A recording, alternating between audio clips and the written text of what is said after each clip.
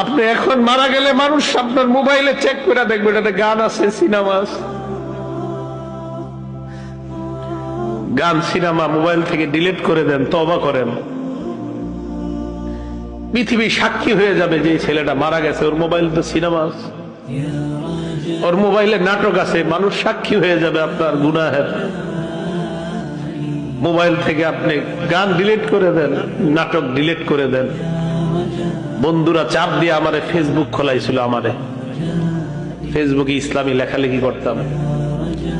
কিছুদিন পর বুঝতে পারলাম এখানে সময়ের লেখালেখি যদিও আমি করি, মানসিক যুদ্ধে লিপ্ত হইতে হয় ফেসবুকে। মানুষ পক্ষে লেখে, বিপক্ষে লেখে।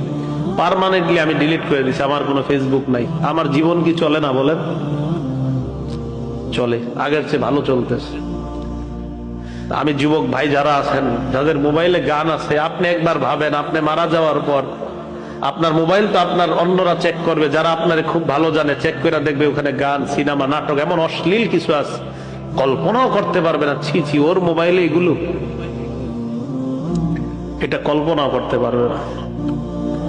আবু ওয়াইল মাথাটা নিচের দিকে দিয়ে বলে যে গান অন্তরে মুনাফিকি সৃষ্টি করে, গান নেফাক সৃষ্টি করে।